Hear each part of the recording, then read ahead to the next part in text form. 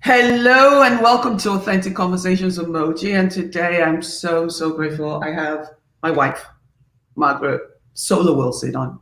And we have a few guests that are going to come into the show in a minute. You guys know we've been talking for about a month about the George Floyd murder, about Black Lives Matter, about African Lives Mattering, you know me, inclusion and diversity. So today, I mean, it's been such a hard time for a lot of people in the United States that are Black and white. You know, white people don't know what to do, how to speak to us anymore, how to behave around us. Black people are just, it's like somebody just took some salt and poured it on our wounds that are already open, and we don't know what to do with it. A lot of people didn't know, including me. I didn't know what to do with my emotions and things like that. So we thought to come together today and talk about how to get to the mountaintop. And, you know, that came from Dr. Martin Luther King's speech, right? So, anyways, do me a favor, sit tight, share the video with people. We have amazing guests on. We're going to be as authentic and truthful as possible. We won't all agree, but at least we're having a conversation. So, hang in there.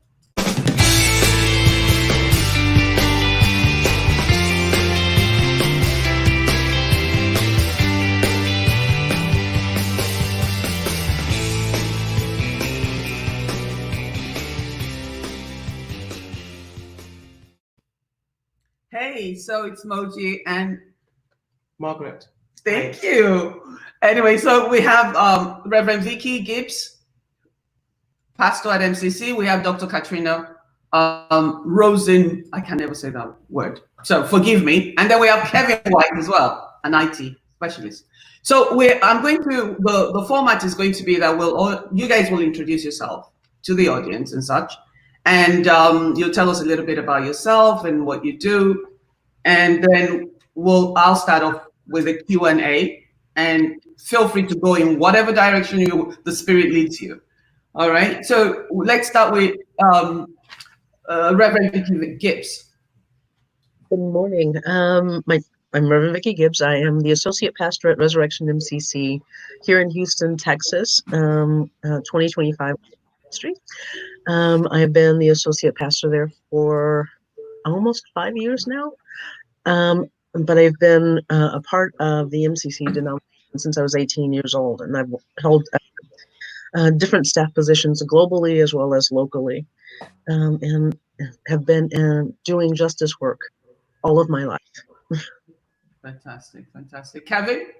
Hi, I'm the IT director for a nonprofit community-based organization where we help immigrants with legal matters, job searches. We focus mostly on Northern Manhattan, but we do help all of the city. It's a very good organization, and I've been in IT for about 20 years now. Fantastic. And Dr. Katrina Rosenborough Marsh. I can't say that.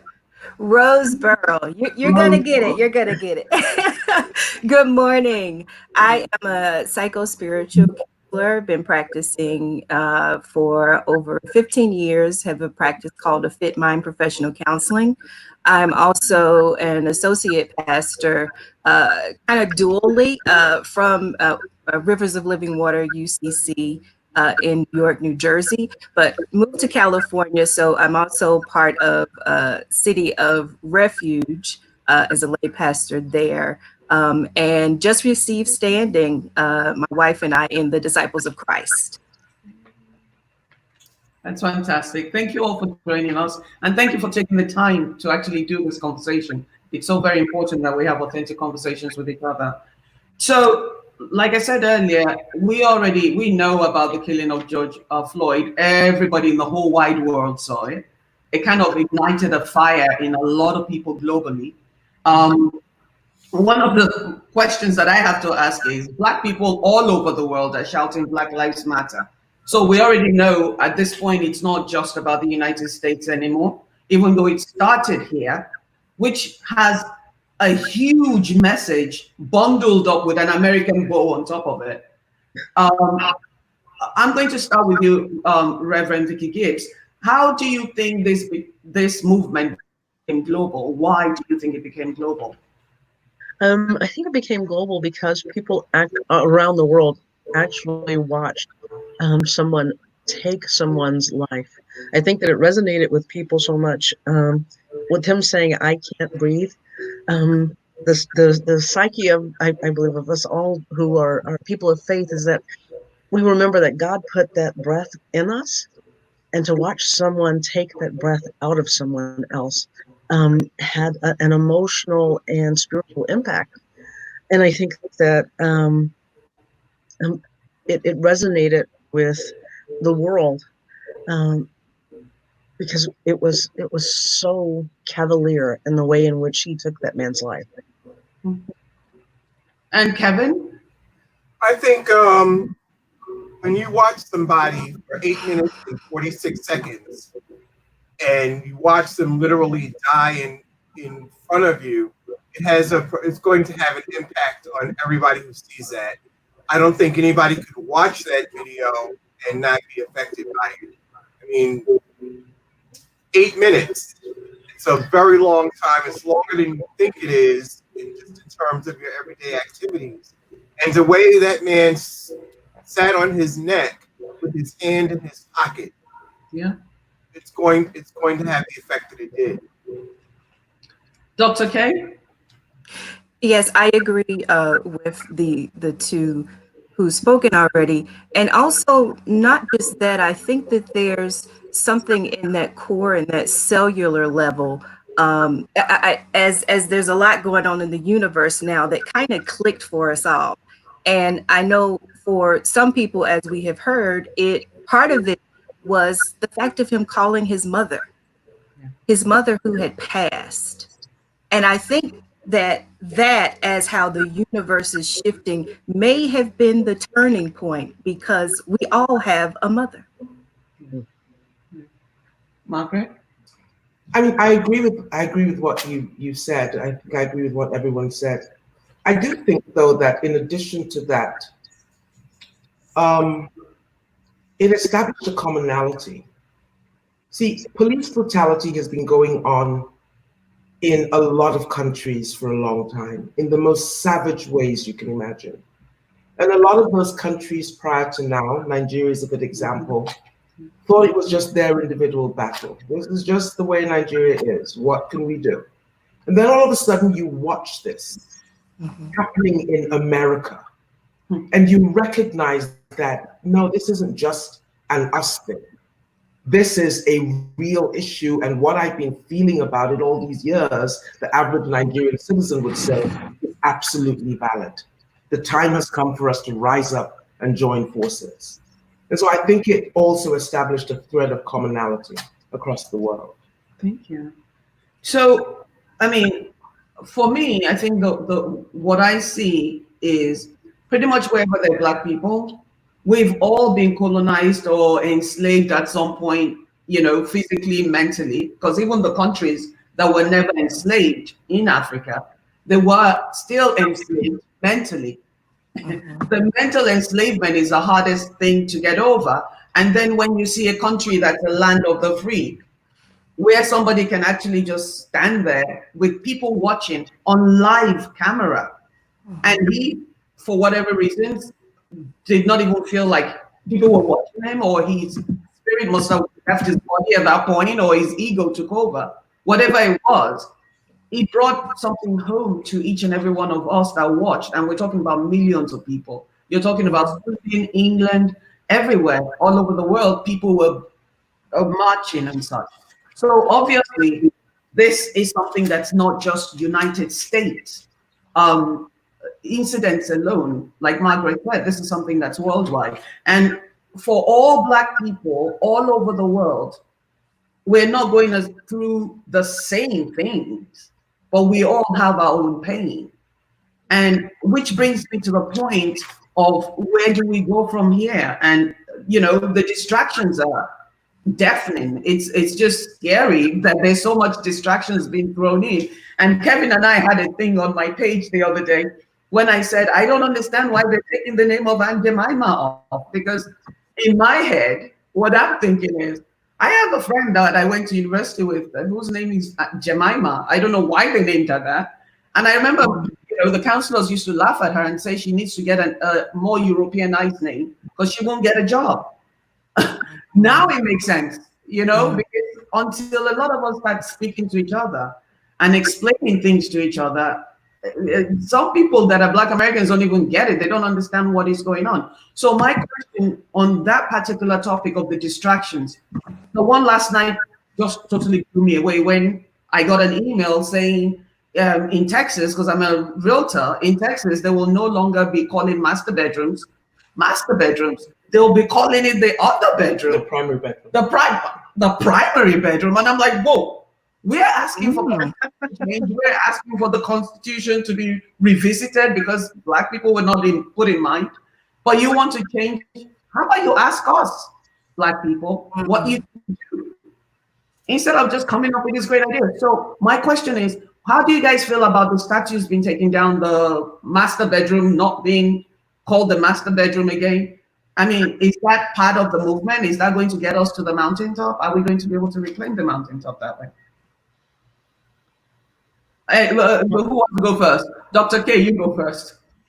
I think that, the statue removal is, I see it as a hopeful symbolism of the entire hierarchical and patriarchal structure of the U.S. So I can see where it's the external of what needs to happen, not only the internal individual, but the internal of the framework of the United States. So with the statues, I get it. I get it. Now, realtors having to talk about the primary bedroom versus the master bedroom, I think that that's a little bit extreme. And I get where it's coming from, master slavery, all of that, but how much will we really have to change if we get down to the bare bones of just verbiage and language and things that we use? And sadly, it's because it's the way that the patriarchal system set it up. But it's kind of what we've known and put meaning to in a positive way for some things, like the master bedroom. Yeah. Kevin? I agree on the statues. I think statues are useless in my opinion. They don't represent, they may represent history, but that's not how we learn history. You see a statue, I think most people just walk past statues, and I don't think it's tear them down, and I really couldn't care less about whether statues exist or not. Like I had told you, images and words matter. And it may seem silly that we don't use the word, that we don't want them to use the word master bedroom and things like that. But we had a similar discussion in the IT community. When you write code, you often write code that refers to the master part of the code and the slave part of the code. The slave part of the code doing something that the master code instructs it to do. And a lot of us want to change that terminology. And it's not because normal people or non-coders see it every day. It's just, it helps to remove that stigma or whatever word you want to use with using that type of language. So I perfectly understand the desire not to use the term master bedroom. It comes from when the master of the plantation had the largest bedroom. So changing it shouldn't be a big deal. Words do matter.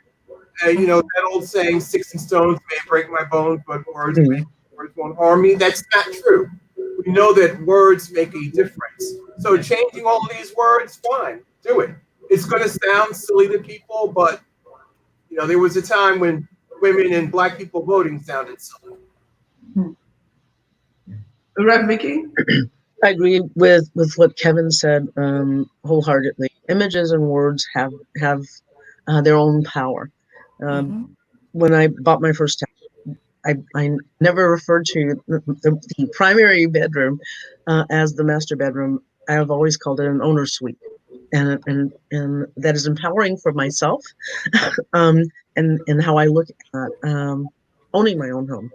changing language and taking down monuments, I believe are the beginning, but let's not get stuck at this is all that we need to do. Mhm. Yeah, that's a great start, but let's start dealing with the systems that are in place that tend to um, stop us from achieving our full potential, because we don't get that second call back once people see who we are. We don't get that promotion because so wonderful start.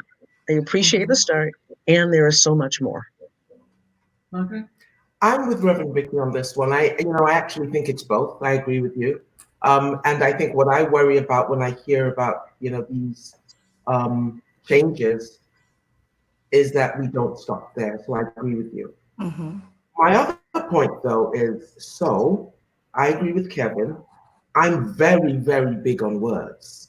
So I totally agree with you. But we got to be consistent, right? We can't be big on words when it's Jemima and the master bedroom. But then when it's the N word, we then say we're trying to take our power back. We got to be consistent. So that is where I think that we have an accountability that as we appreciate the gestures that are being made, we change Jemima, we stop the master bedroom, then let's look within and stop the N words, let's stop the B words, let's stop the H words, let's do it all. Yeah, I totally agree with all of you guys.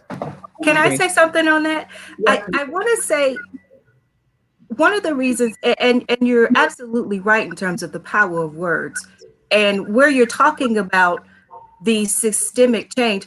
I think that something as far as a master bedroom and a primary bedroom is almost just like how they have done us, saying, here, take this. And that's why I'm saying the whole language piece, that's not the importance of what needs to happen. The statues, yes, that visually we can see that you're actually doing something, but changing something as small as a word of a master bedroom, that's saying, like, to me, just take this. No, let's change what it says in some of these policies. Let's change what it says about healthcare. Though that's why I'm like, master bedroom, come on. Dr. K, I'm going to have to Some agree. real stuff. Yep, I'm going to have to agree with you on that one, and I'll tell you why. I've been a realtor for almost 30, close to almost 30 something years, I hate to admit. And I was the first Black person on the Staten Island Board of Governors in 70 years. You don't even understand what I had to do to get there. I literally stand on the corner with, cards saying, this ain't right. So my thing is that when they give us something that small, I'm not in the trek in Houston or Texas, but I bet you there wasn't anybody that looked like us in the room. I'm not sure, but I can assure you that. Now, instead of saying, there's a lot of things that we can change in the real estate world, redlining, staring. Staring is the reason why I ended up in real estate, because when I was ready to move to Staten Island, people were showing me houses in the neighborhoods I wouldn't put anybody. I didn't want to be there. Nothing wrong with it, but I can afford to be someplace else. And that's why I went into real estate and started working with low-income buyers and people in domestic violence shelters and things like that. There's so many things that could be changed in the real estate business. You're going to change the name of a bedroom, really? I mean, Right. but it's a start. Right. Now, Right. how do we make our voices heard? Which is the next, because we can't, there's so much noise in the marketplace that I feel like a lot is getting lost in the translation. Or maybe it's just me that feels that way. What do you think? I think there's a lot of noise, right? Because there's so many issues to talk about. I do think there's a lot of noise, but what I worry about is that there's very little truth. I hear a lot of people saying what they think they're expected to say, either because of most often because of what they look like. And I think we need to acknowledge that there's never been an issue in the entire world that everybody agrees with. So there have got to be people who hold different opinions from all of us on the show today. We need to be able to hear those voices. And that's what I struggle with, that I hear a lot of noise, but I don't hear truth, and I don't hear any dissenting voices of reason. Okay. And when So I do, forgive me, they're shut down. usually shut down. Yeah. So taking on what Margaret just said, one of my big things in this whole movement, and especially with the people from Nigeria in my country, is that we're not accountable. We don't take accountability for things. We point fingers at everybody. We tell, we know there's racism. We know that there's oppression of the government in Africa. We know the government still us black. They rape the country, literally. We know all that. But there are some things that we ourselves can do to get us to the position where we can make changes. What would you guys suggest? Let me start with Dr. Katrina. Well, I think that first, change always begins with the individual. One, I think in, really getting some education around the realities of how we live, around the systems, why they're set up that way. And I know everybody's not going to do that. But if you can get an understanding of how things actually work and really how oppressive, exploitive, and betray, and how much betrayal it really is toward African Americans and people of color and Caribbean and Africans, it'll give, I think that it'll give kind of a place of energizing or interest to get involved with some things, like when you're talking about the real estate, that what they use to actually determine if someone can get a house is an antiquated equation that comes from these high-tech people that don't really know nothing about everyday living. Like things of that nature, to see how things really work and follow your passion, because I think we're all called to do some kind of justice work here, because I think that Spirit knew that justice work was going to be necessary, and we're equipped with it and have to tap into that. Kevin? First, let me just make a comment about words and actions. I think you may have all heard that the Dixie Chicks are changing their name to the Chicks. Yep. My point would be that when they picked that name, they knew what the word Dixie meant. They didn't pick it out of some ignorance. They made a conscious decision to use the word Dixie, and now they make a big show of dropping the Dixie.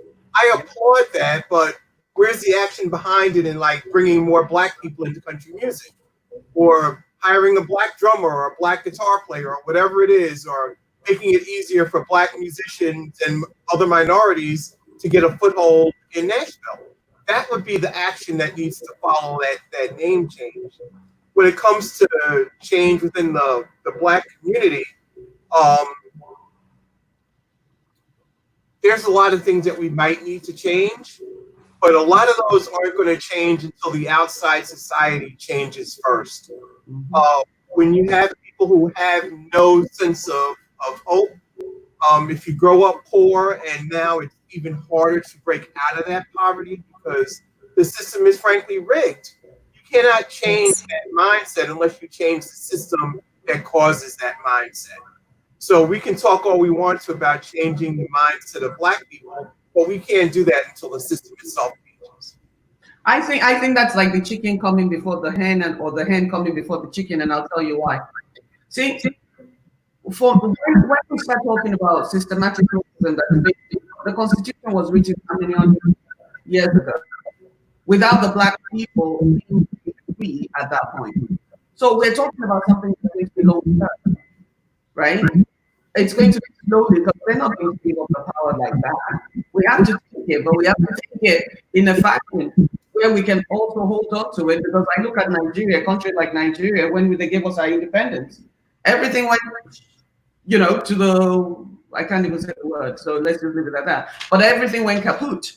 So if you say we can change the mindset, I think it's an individual basis. If we take one person at a time, Margaret, when she met me, I was running here. Dr. Katrina will remember. I was running here, saving that one, saving this one, saving that one. Margaret met me and said, look, you can't boil the ocean, but you can boil the ocean one cup at a time. So if we're talking about changing the mindset, to me, the whole community of Black people in America, talking about boiling the ocean. How about we all start in our own individual spheres and start to do something different? You're an IT person, you work for a not-for-profit that empowers women. People, at one point I was working with the African Refuge and I was training not-for-profit. I was working for a not-for-profit company called African Refuge. My job was to train women in how to build a business and work with them for a year, right? Those were all, what's the word now? Improvised, because we're not supposed to say poor anymore. So I'm learning, even me, I'm learning new language. So bottom line, if we all do a little bit at a time and we start speaking positive things out there, because the rhetoric is how poor we are, how horrible life is. And tell people like me, you tell me the same thing. I keep hearing the same thing over and over again. I start to believe it. And from a lot of the African Americans and Black people in general that I spoke to in the past 2 weeks, people are looking hope. They don't see how or when this is going to end. That's one of the reasons why we are sitting here having this conversation, as in, where can we go? Because if we're waiting for them to change the whole system, we're going to be We've been here before. We burned down buildings before in California many years ago. We keep doing the same thing over and over, and they give us a little bit. So how do we make sure that it's a continuous effort is my question. And that's what we need to chime in on. Please. Listening to you talk, I was listening to you, and I remembered an experience that I had when I was working in hospital, at the bedside. I walked in to see this patient. She was a white woman. And she looked at me and she said, she was really very sick, raging fever, really sick. And she looked at me and she said, I don't want an N doctor treating me. Get the H out of the store, right? Point blank. And she started screaming, get out, get out. But I was the only doctor available at night, right? So I eventually the nurses came in and they spoke with her and they calmed her down. And I did what it was I needed to do. And so why do I remember that? And then after that experience, the next morning, the lady was feeling better. She'd had the opportunity to watch me work. And we had a conversation that I think for her was a turning point. I remembered that story as you were talking. Mm-hmm. And the patient in my mind became a nation. Mm-hmm. There is so much pain at this point in time. I think there are certain acute things that we need to do to solve that pain. And those things have to be done so that we can have the larger conversation about long-term change. It would really have been difficult for me to have a conversation about racism with this patient with a raging fever and while she was in pain. It would not have worked. But the next day when she was better, it was easier. So I look at it like that. The nation is in pain. Black people are in pain and white people are in pain. And there's certain things that we need to do. In my mind, one of those is allow for conversation. One of the second thing, provide forums for psychological safety. And I think until we're able to do both and allow ourselves to listen to diverse opinions, until we're able to do both and truly understand, it's going to be hard to get to the point where we're all coming together to solve the systemic problem of this. Anne-Marie, video, do you want to bring her in? Sure. Anne-Marie just joined us. She ran late, so my apologies. Well, her apologies. I'm sorry. But, it's okay. Anne-Marie, I sent you a text late last night, and I thank you so much for joining. And I'll tell you why I sent you that text. Originally, I wanted it to be an all-African American crew because I'd done a show with all non-African Americans before. But after attending a group session on Zoom, or sort of a town meeting where all kinds of people came to with Reverend Vicky Gibbs. I decided, unfortunately, that you'll be the lucky one to join us. You're about to speak for all the white people, Anne-Marie. All the white people, please. But, Hi, Kevin. Hi, Kevin. How are you? Hi, how you doing? Gina, nice to meet you. Hi, nice to meet you. okay, so Anne-Marie, just give us a quick introduction. I didn't introduce Margaret because most people know who she I'm is. good, Anne-Marie. Anne-Marie, please introduce yourself. I'm Anne-Marie Triolo. I'm a real estate broker. I'm a single mom of a wonderful transgender boy whom I adore so much. And that's my cat. I decided to knock him down in my office. But that's about it. I don't know. What else do you want me to say about myself? No, that's good. That's good. I'm a little outspoken. There's a lot of Yeah, people. you're very you and I have sisters. You gotta be outspoken. Yeah, and I know for a long time. So we were talking, Margaret I don't know if you heard Margaret speak a few minutes ago about the fact that we all need an open space to be able to speak authentically, and it's okay for people to have diverse opinions and thoughts and things like that. One of the reasons why I wanted you to come in, I'm going to tell you, I set you up big time, because I've been watching your posts on social media, and it's been, Black Power and whatnot, and all Black Lives Matter. I say all Black Lives Matter, but that's another story. But all Black Lives Matter and this and that, and I understand where you're coming from. But I wanted to ask you a quick question, because somebody had posted that Africans need to go and apologize, as in Africans need to go and apologize to African Americans for the problems that we put them through. And then I read another post that said white people should go and apologize to African Americans for what their ancestors did to them. How do you feel about that? I feel like we're at this point now, like we're going so backwards that there's just so much craziness. But I feel like it needs the us versus them, the who needs to apologize, who needs to. I don't think that's going to solve anything. I think what it really needs to, everybody needs to kind of put down the labels, put down the what group they're in, and everybody needs to start communicating a little bit more. And it needs to stop being an us versus them. It needs to be a right versus wrong.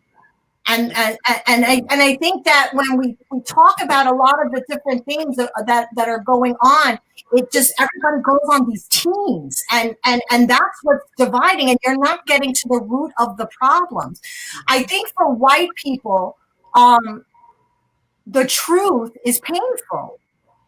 The truth is painful. Nobody wants to admit that this stuff really happened and still continues to happen.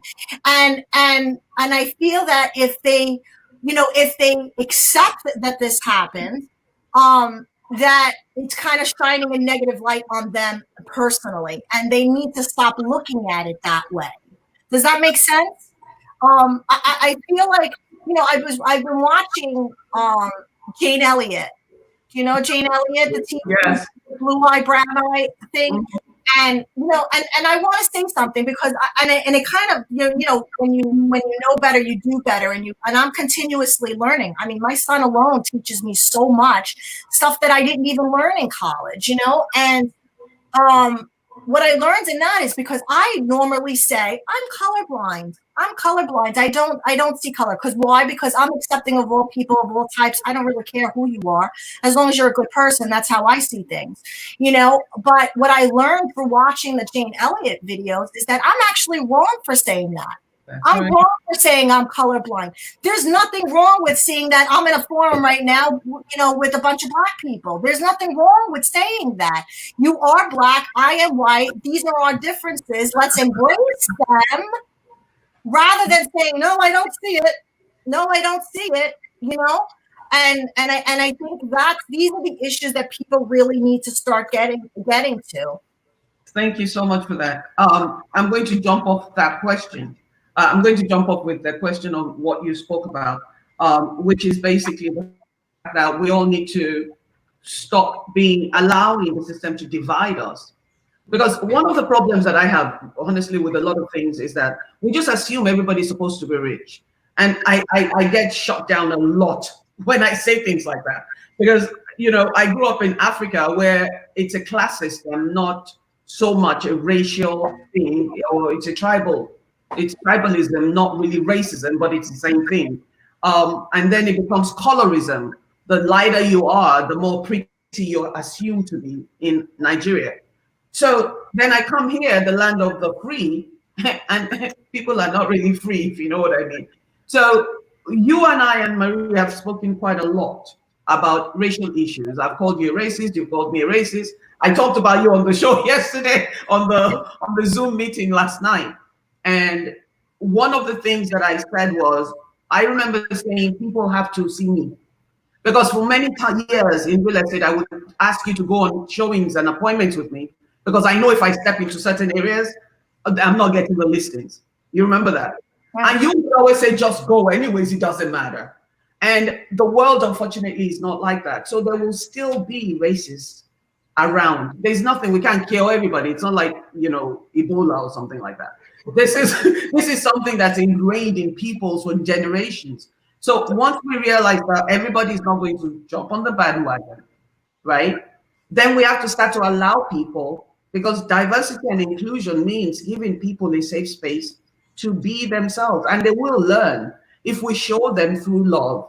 One of the things I'm learning from MCC is doing everything with love, even when I'm angry and I want to yell, which is kind of hard because Mojikwa comes out. But if we start to treat everybody with as much love as possible, I don't know if it's possible, but if we just give people the opportunity to be themselves, like you gave that old woman in the hospital, maybe something will click and they'll hear us.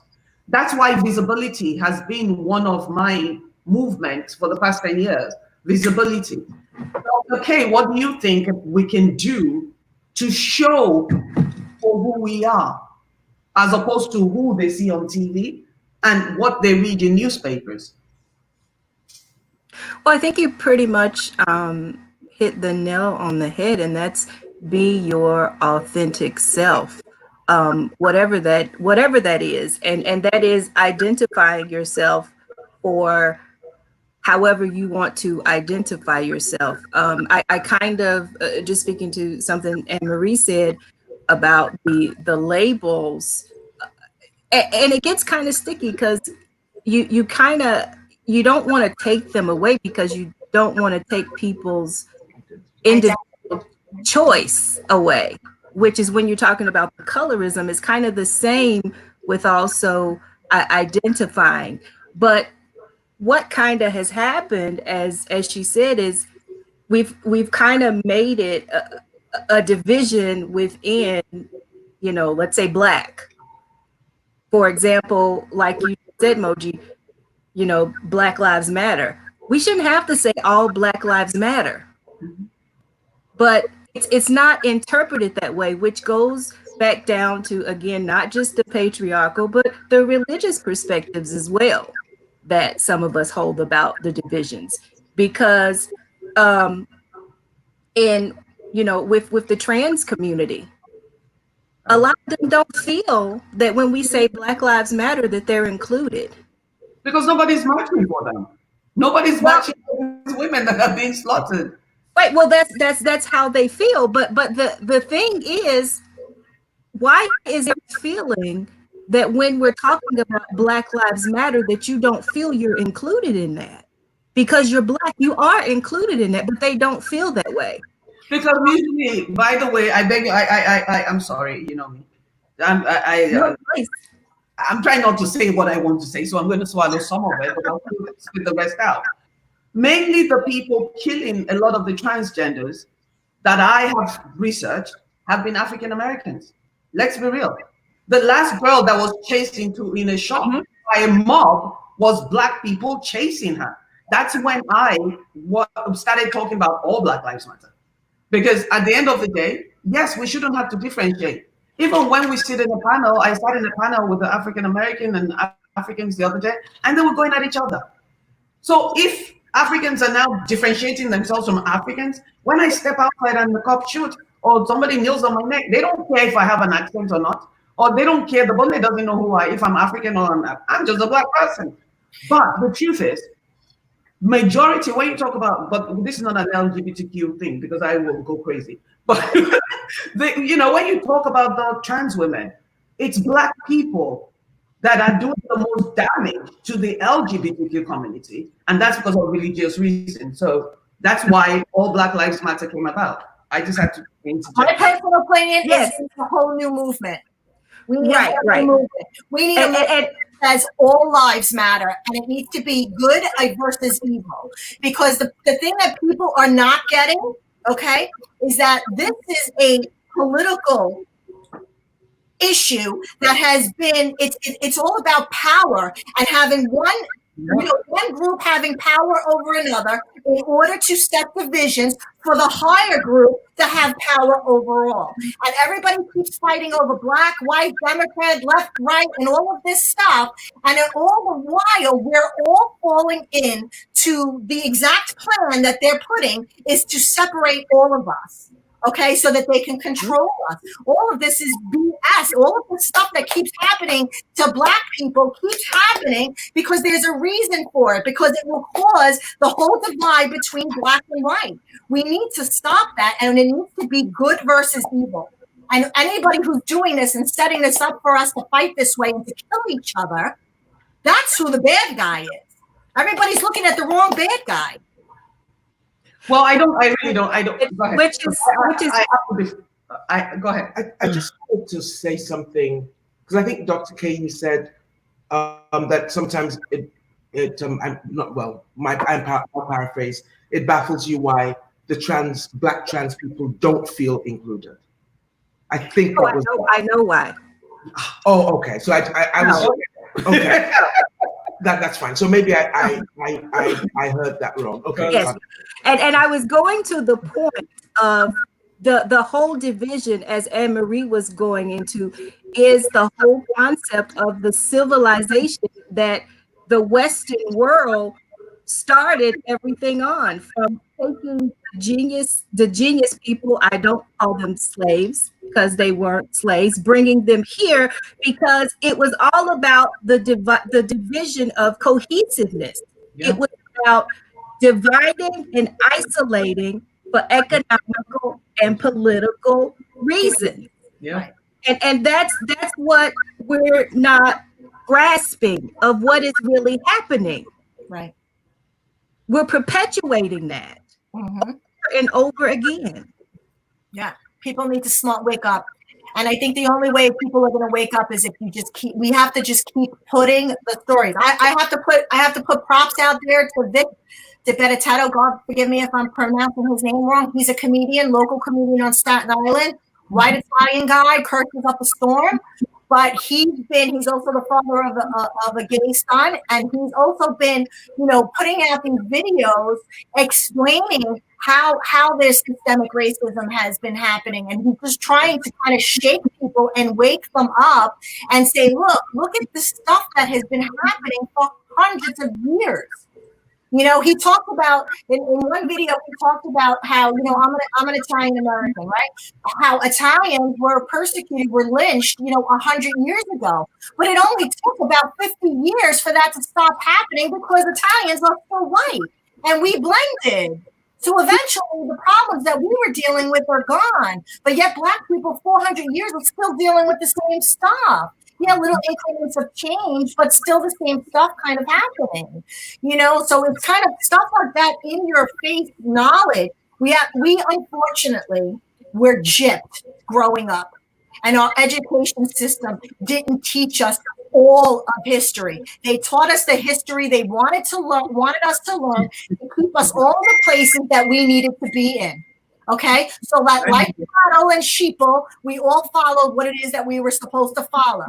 Okay, and when people now know better, though, we everybody knows better now. The cat's been let out of the bag. No, they don't.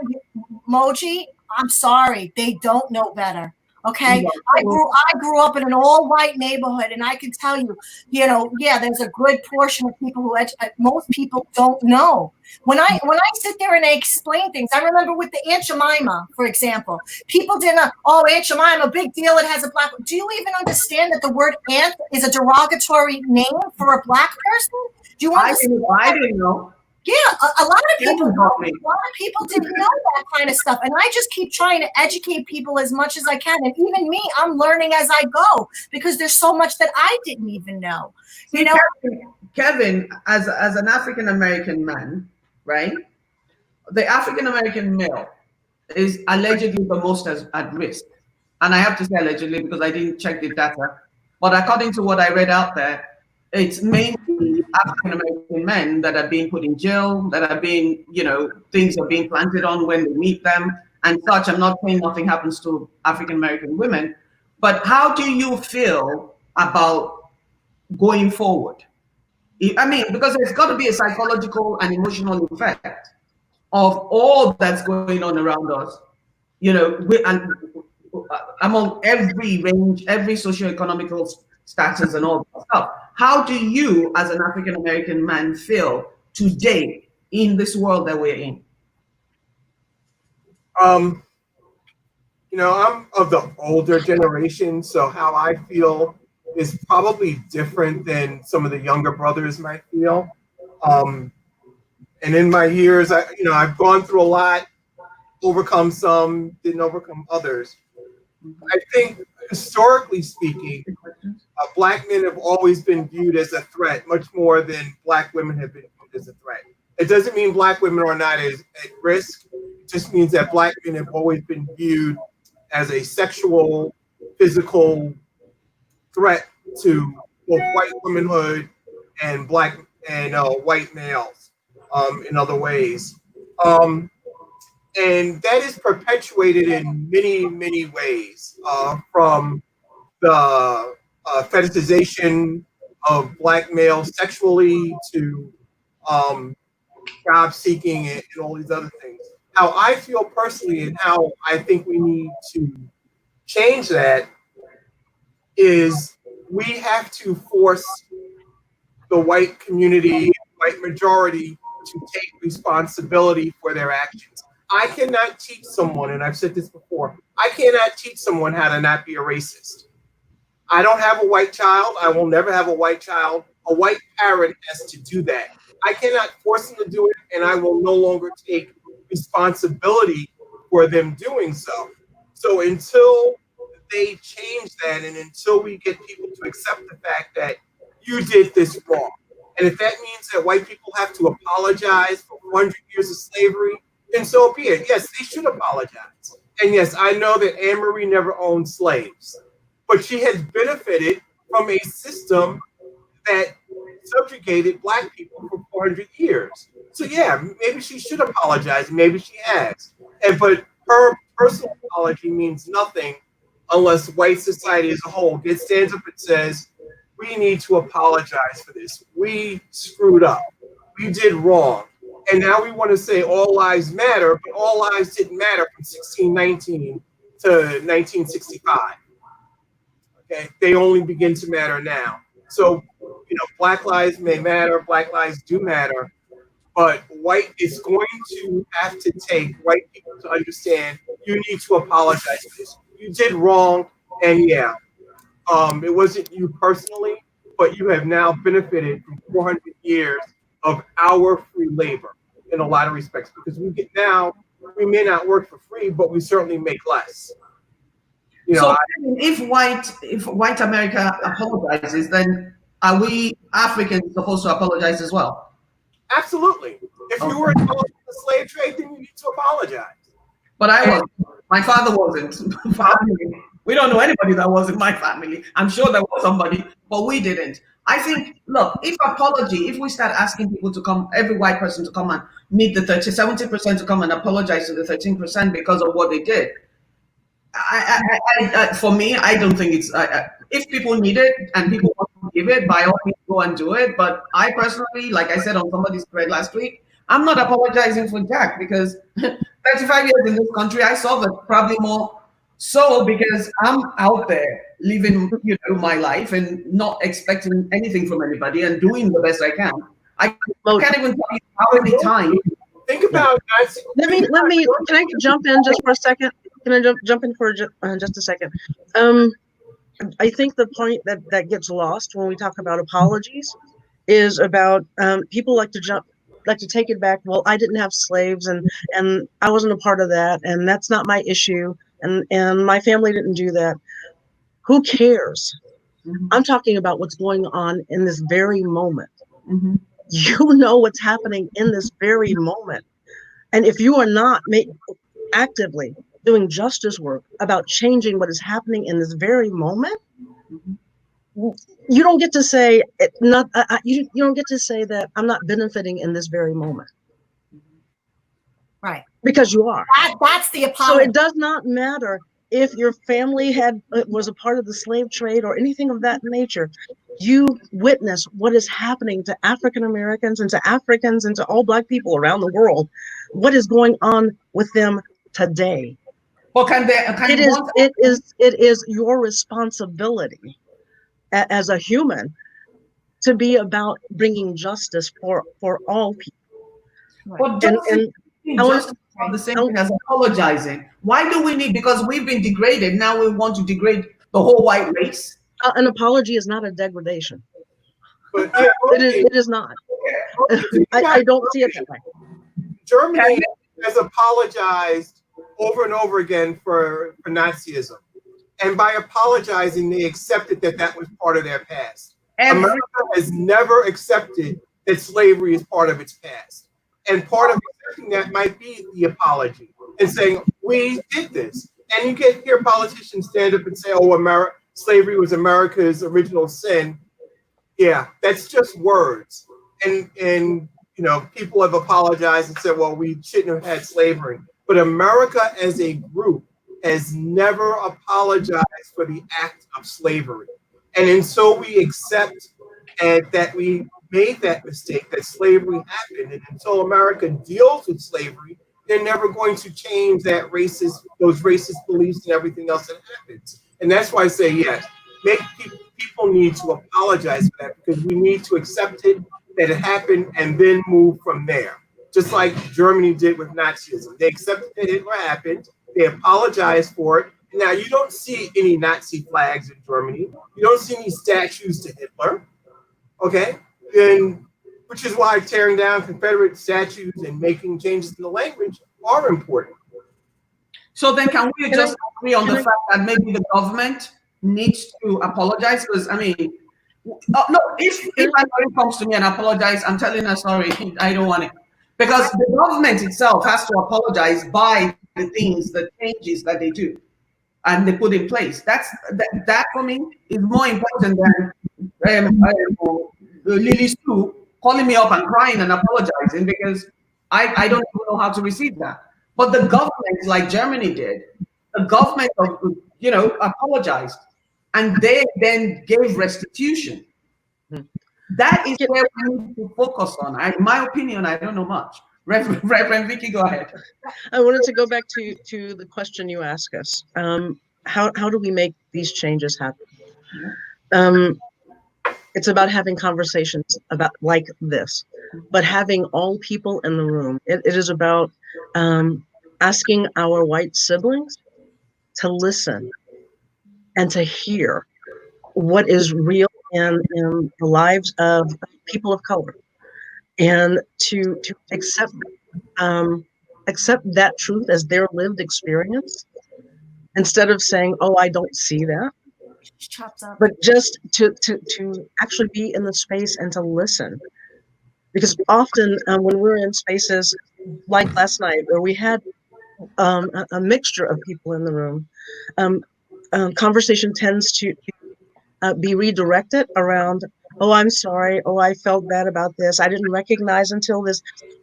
Why don't you come into the space and just hold space to hear the truths of other people's lives that have been impacted by systemic racism, systemic economic, the withholding of economic equality. Yeah. It's about listening for how can I bring about equity, because it's not about equality, it is about equity. Right. So we need to create spaces where we can come together and have true, authentic conversations, like we're having today, and for people to actually hear. And I believe it is true for many white folks that they didn't know it was happening. If you listen to the video that asked folks Yeah. to watch beforehand, white people can go their entire life without dealing with a Black person. Yeah. Black people can't do that. They absolutely can't. So I can set up my life as a white person and never, ever have to acknowledge anything's going on in the lives of Black people that I don't want to acknowledge. But when we open space for, when we actually want to be about change, it is about having authentic conversations. And listen, Kevin, I get where you're coming from. You know, your thing is, listen, I've been dealing with so much BS my whole life. I'm not teaching you all how to act. Figure it out on your own. I get it, and I get where you're coming from. But like Vicky had said, you have to. Can you understand that the majority of white people were conditioned as well through their schooling from when they were younger, through the fact that they were isolated from other cultures their whole life, and they were conditioned, their mind. So there's healing that has to take place all around. There's healing of the mind that was conditioned to feel a certain way their whole lives, and there's healing that has to take place for the Black people who were subjected to all of this for so long. So I think when we come from a place of, okay, let's fix this and healing people. Okay, what is your ailment? What is your ailment? And let's heal it. I think that's the only chance that we have. If we keep kind of going back and forth, figure it out, apologize to me, and that's it. And I don't think it's going to get to the root of it. I'm kind of.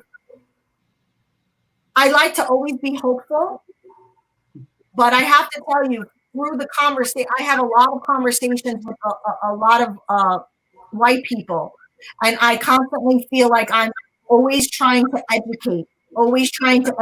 But do you understand that this happened? Do you understand that this happened? Do you understand that this is generational and happening over and over and over again? And this is why it is the way it is now.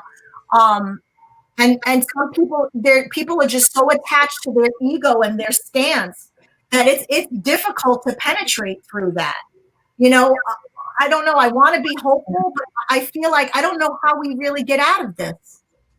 Can I just say something really quick? Because I think this is an excellent teaching moment of what Reverend Vicky just said. When Reverend Vicky was just talking about white people coming to listen, Anne-Marie, when you said, I get where you're coming from.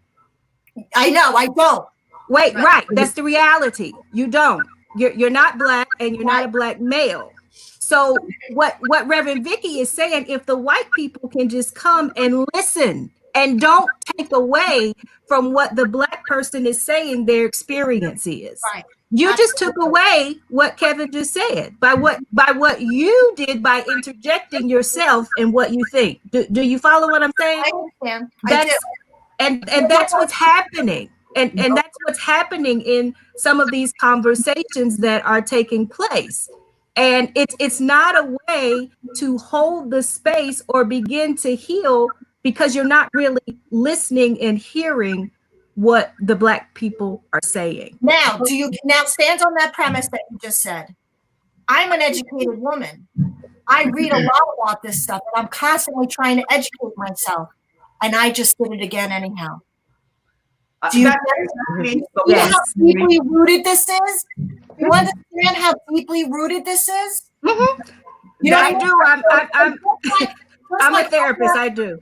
Right. Because as much as I can't say that I understand Kevin. Kevin can't understand where I'm coming from. Right? Because I'm a white person that never had to deal with discrimination. Anne-Marie, let me put you on pause for 1 second, because what Dr. Katrina just did is so very important. I mean, this is like probably many years of training, but I've called you out on a whole lot of shiggity before. Because I'll come into the office and tell you, oh my God, you don't understand the privilege you have.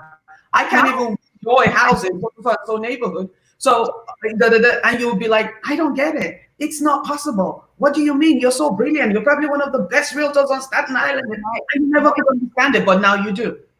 See, it's very important that people listen to us. Like I said, when they made up this new rule in Houston, don't call this bedroom the master bedroom a master bedroom. I'm sure none of us were in the room, but they felt they could just throw the crumbs out because they didn't listen to our hearts. They didn't listen to our pain. They didn't ask us what is it that hurts and what can we do, which is more important than telling us what to do, which is a problem anyways, because we've always been told this is where you belong, this is what you get, this is what you do. So I think when we have this kind of conversations, I think it's very important that people listen, even if we don't understand, because I always say part of my ignorance, because that's why I'm very ignorant and I'm just very old. And this is all in new place that we're at. In order for us to go forward, because that Martin Luther King speech about getting to the mountaintop has been on my mind for almost 4 weeks. I've talked to you a lot about it. Wait, what did you say? Could I just add Go ahead. something? So I was just wanted to add something real quick. I was listening to the conversation, and I do agree with Dr. Kay that having these conversations, and I think we made the same point, and Kevin did, right? Having these conversations, it's important that Black people are able to speak. I also think that it's important that as Black people speak very emotionally to these issues, they hear themselves. Because a lot of what Black people are saying is unintentionally assaulting the identity of other Black people in the room. Mm-hmm. So when I sit back and listen to a group of Black people talk so passionately about what they've been through, I look at all the faces in the room and I ask myself if they think that with the LGBTQ people in the room and the trans Black people in the room. And great for Dixie Chicks, they changed Dixie. They left the chicks but they left the chicks. So, I guess that's okay. So I'm really big on having those inclusive conversations. They will drive a lot of value, and I think they will drive even more value if we think of this conversation as bigger than Black and more about inclusion. We would have lost this war if we emerged from this with all the white people on their knees and Black people now, we're good with the white people, and then we turn to each other and you see an enemy in the eyes of your fellow Black person. Mm-hmm. I say enemy intentionally because I, Margaret, see that every day. I see enemies in more Black people because of who I am, what I look like, where I come from, where I sit, what I do, where I work, than I see in white people. Wow, that was heavy. But that is the truth. Mm-hmm. And I've spoken a lot about that on my page as well, and people don't understand it because when you're a Nigerian, woman, lesbian, in Black America, it's a double whammy with all the Christian toting Bible picking people. Then when you're a Black, successful, butch, Black woman, Nigerian, name it, immigrant, it's the majority of the problems we run into is in the African American community, Nigerian and Black American. There's certain neighborhoods my wife and I will go into together because as soon as we step out of the car, she attracts the wrong set of people for some reason. They feel like they have to heckle and troll her. So we don't go into certain neighborhoods, not because we don't like Black people, but because Black people have not come to the realization that, well, a lot of Black people, I should stop generalizing, that until we are able to include Black transgender, Black lesbians, Black butch women, Black this, Black that, Black African into this conversation, we're not going anywhere because we will implode. A lot of Black people, in my opinion, are becoming power drunk. We're now throwing our Black privileges around, and I'll tell you why. I went to the store the other day, and this kid starts mouthing off, just being rude. This is a coffee shop in Texas, right here. And it was just being rude. And instead of him to be polite online, he just started coughing through, and then he and his friends are making noise, Black Lives Matter. For me, that's foolishness. Because at the end of the day, I'm standing there in black and you're cutting me off because Black Lives Matter. We have to understand how important the movement is within ourselves so we can teach the people around us. And when we are becoming so defensive to the point that we're not even putting out a master plan, or we're not trying, like people they were marching, there's no plan. What is the objective? What is the takeaways? What are we asking for? That's why they're throwing these crumbs, as far as I'm concerned, at us, and it's very infuriating.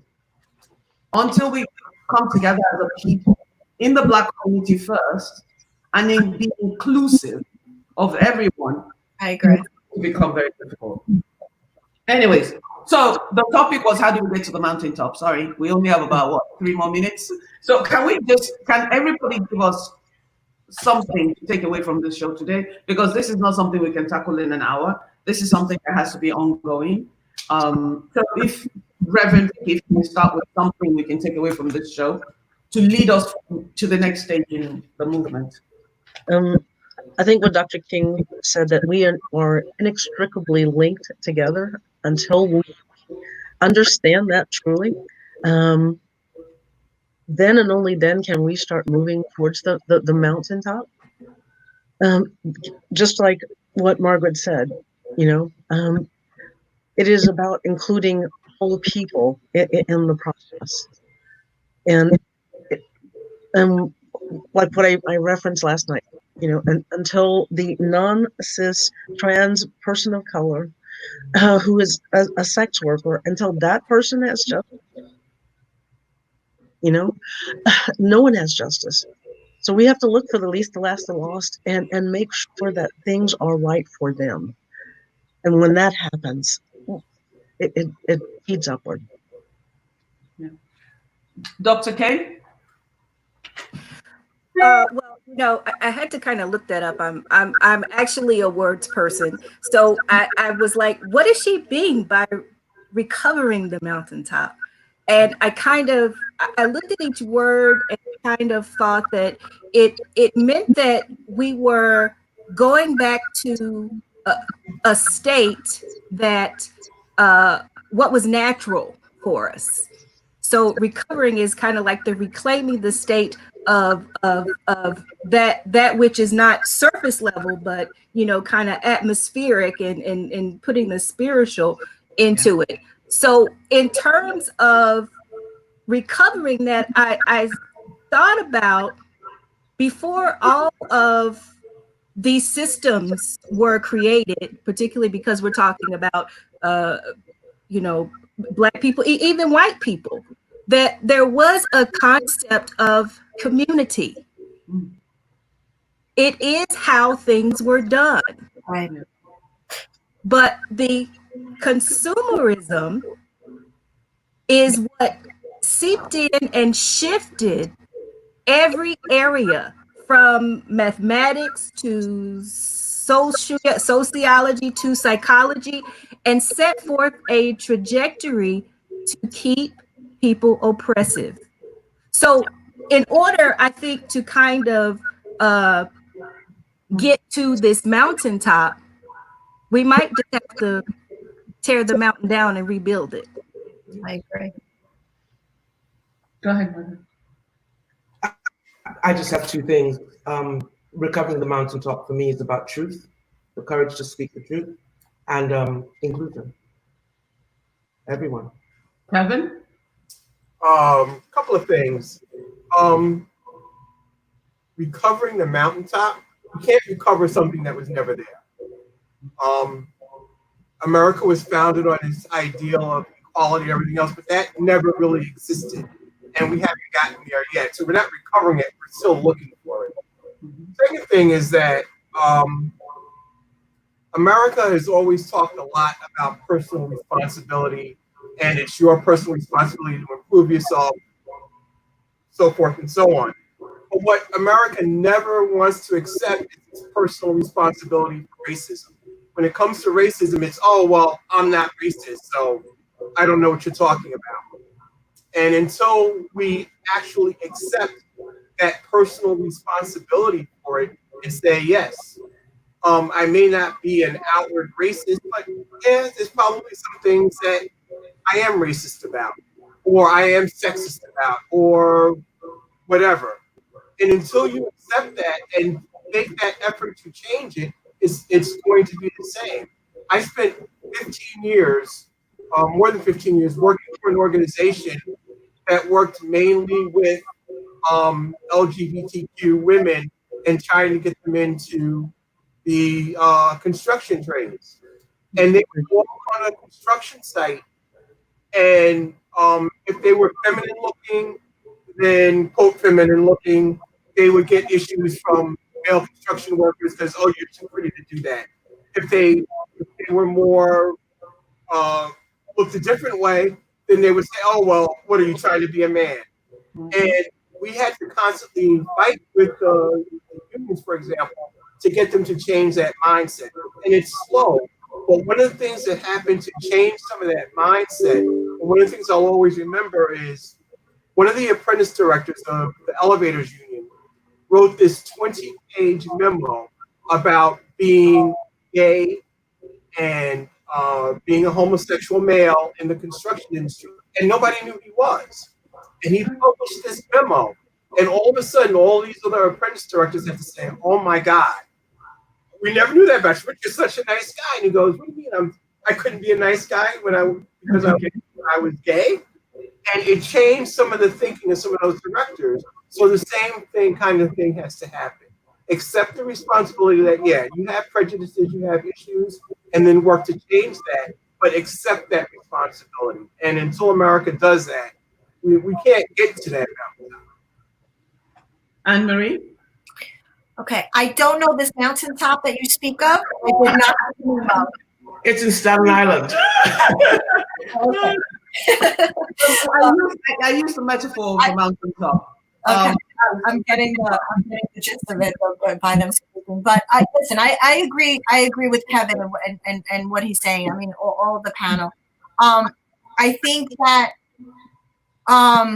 people do start to need to take a responsibility and kind of put down their gloves. I'm talking about white people need to start putting down their gloves and stop thinking that this is a fight and this is a direct attack on you as a person. I feel that they need to understand that this black versus white isn't about power. And they have to eliminate the fear that this is about black people looking to take control and power over white people. I feel that there's just an asking for empathy and understanding and to just change the way things are. I will never know what it's like to have different skin. I will never know that.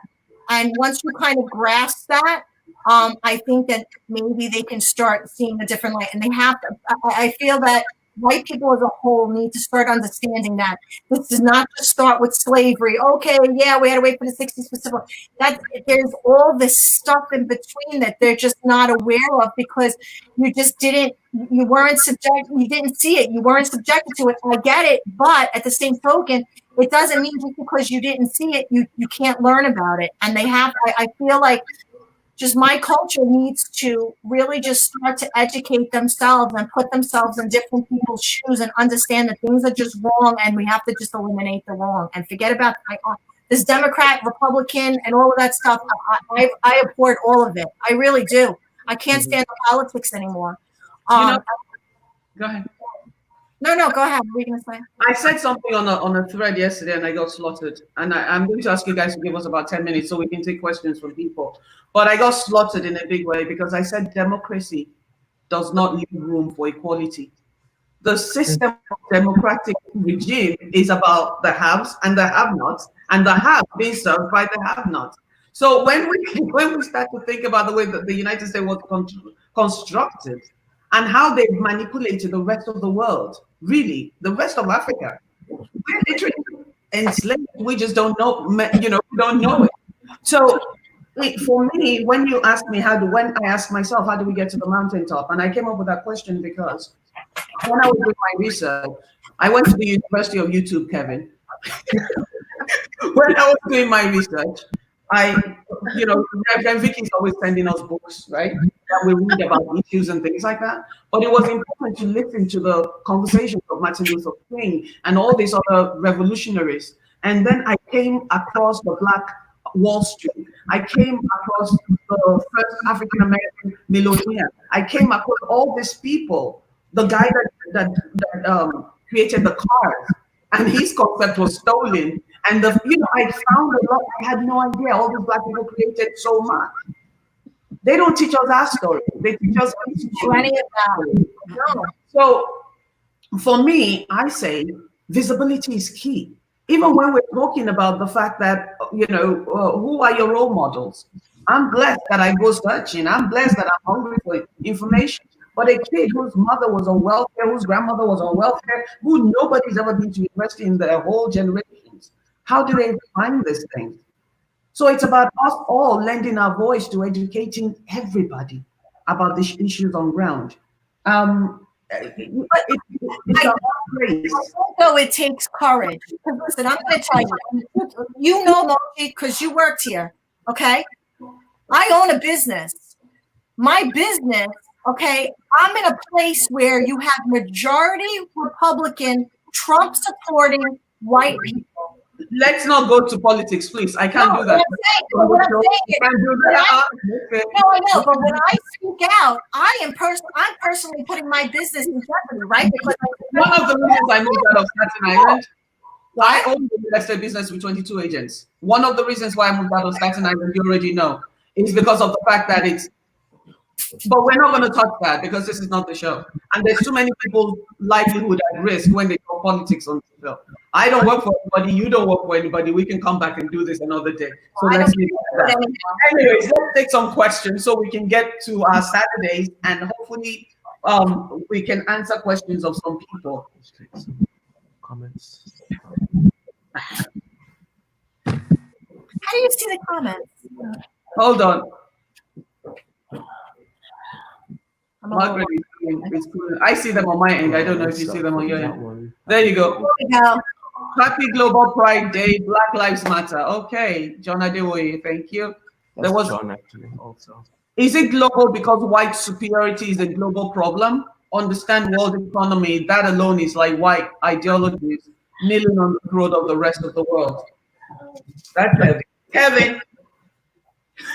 I have to be right back. Of course, that is so true. Making a racket on live. Okay. Which is why all the demonstrations around the world over Black Lives Matter. It's not just a problem in the U.S. It's a problem everywhere. And yet, when you say that, I, as a Black man, can travel to a different country and not have many issues or have any issues. I've never had any issues when I've traveled, except for one, and that was in Colombia. But I think we have to recognize that because of colonization, the fact that the majority of the world is controlled by white people in terms of finance and banking and everything else, that we're going to continue to have these issues because people give up power willingly. You have to take it.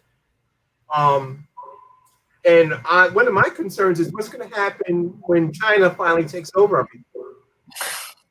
Are we then going to have the same issues with Asian and with China? China is buying up Africa left and right and forcing Africa into loans that they can't possibly pay back. What's going to happen there? Are you going to see the same type of system that occurred before? Because China is going to own all of Africa, and they're going to exploit it. And Africa is going to be right back where it started.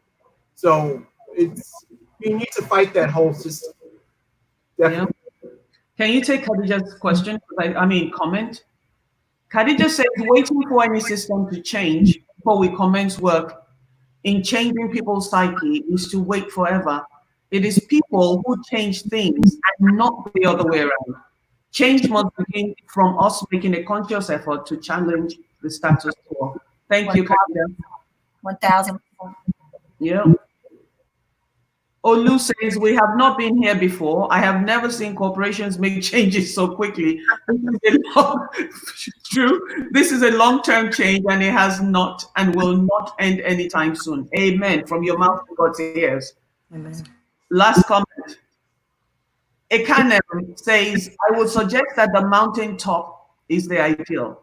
In this context, to me, it means going back to doing what we know is right and reaching for the ideal. Shuku to you, Ekanem.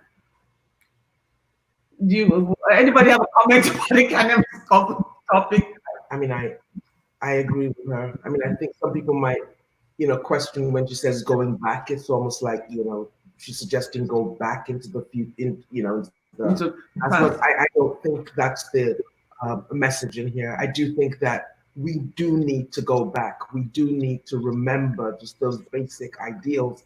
And I think this is where my spirituality comes in helpful, where it grounds me in my integrity, my morals, my values. Those are simple benchmarks that we've all just seemed to have cast aside in favor of trashy and flashy commercialization and a pursuit for money and things, of material value. I think if we went, and someone talked about communities, I think it was Dr. Katrina, Yeah. if we went back to those days, just those basic ideals, I think it would take us a long way towards recovering that mountaintop. Yes. Anybody else have anything to say before we go? I just want to say, in agreeing with Dr. Margaret, that at this particular question, I kind of have a pause between right and wrong, because one of the things I like to think about in terms of when I say tear the mountain down and build it is what Margaret is saying, the internal things that we know of humanity and of not being morally confused, that we're all together have been morally confused with how the concepts and the systems are set up, and it's taking our individual journeys and reflections to undo that. So with that, I like to think of, there's a scripture in Job that says, let us learn together what is good and then decide for ourselves what is right. And if we can come together and learn the good principles of humanity, and then take from the good what's right for you. Healthcare for everybody. That's a good thing. Yeah. Use whatever provider that's right for you. That's just an example. Rev? Ditto. Can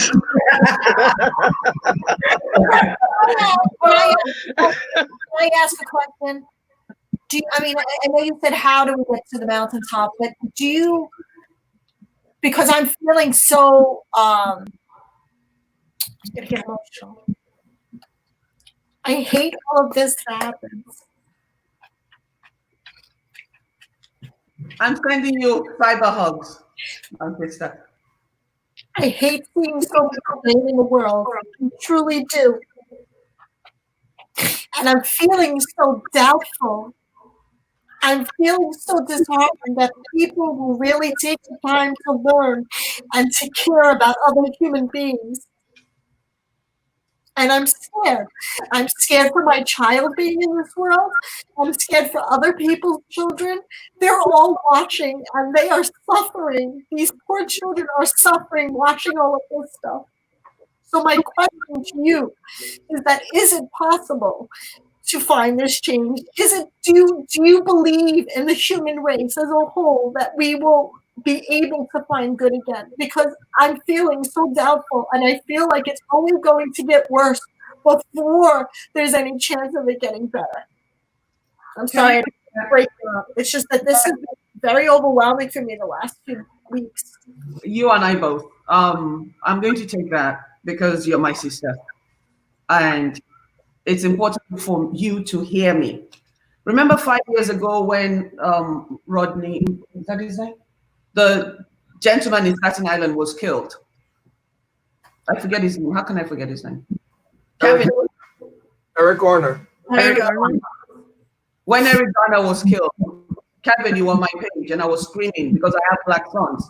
And then the young man with the hood was killed. And I was screaming, oh my God, I'm afraid, I'm scared. A lot of people in the real estate business, mainly on Staten Island, that's mainly white, stopped talking to me because I was too black, right? I was too pro-black. And I remember posting, just because I'm pro-black does not make me anti-white, right? So if in all of this that's going on, you and I and Marie have become a lot closer along the way because we parted ways at one point and then came back. I called you racist, called me racist. This is an example of what the future will look like to me, because I have to hold on to something, or else we won't get up. Black people won't get up if white people are tired and they're crying. You understand what I'm saying? Kevin will never leave his house because hope is the only thing that keeps us all going. And I'm a spiritualist, as most people are. I don't know what Kevin is, but as most people are on this screen, there's hope. The hope is that tiny little beam of light. And sometimes I run out and I have to go to Reverend Vicky, or I have to go to Kevin and ask for a good word, or I have to go to Margaret and say, hey, share your light with me.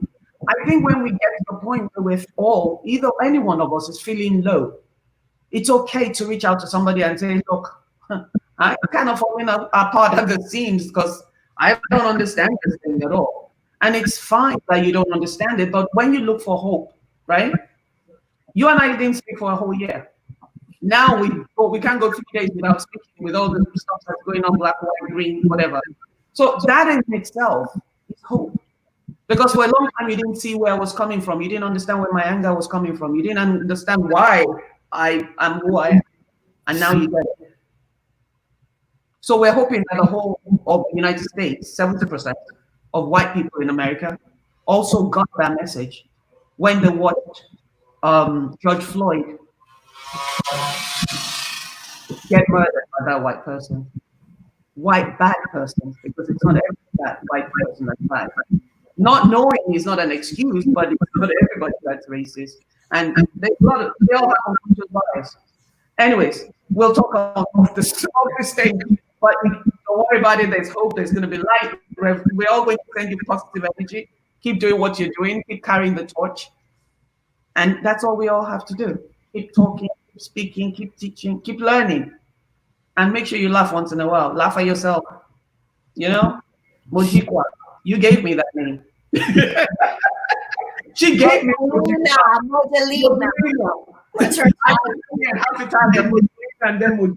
So bottom line is that, the mountaintop is there.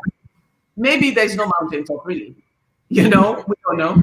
But Martin Luther King had a dream, or he had a speech about the mountaintop. I think the mountaintop starts with each and every one of us. Every step we take, every right choice we make, no matter how difficult it is. Every time we look at somebody that we think is disgusting or just not who we expect them to be or who we want them to be, but we allow them, we give them the opportunity to be themselves, their authentic selves. That is another step to the mountaintop. Every time we allow somebody that's different from us to speak to us from their heart, even if we don't agree, but we can hear them and empathize. That is a step towards the mountaintop. I don't think this is a journey we can take all by ourselves in one day, in 1 hour. So hopefully we'll continue to have this conversation on all our pages. I thank you all so much for joining us. Margaret, thank you. She came on today, so I'm very grateful that you came on as well. And you guys, I appreciate you. Please invite me to your page to have conversations with your people as well. I would love that. We just have to keep talking. I thank you all for joining us. Thank you. Thank you, guys. Thank you all. Thank you. This has been great. Take them out. You guys are so awesome. And thank you guys for having authentic conversations with us. Thank you for not being afraid to speak your mind and speak your thoughts.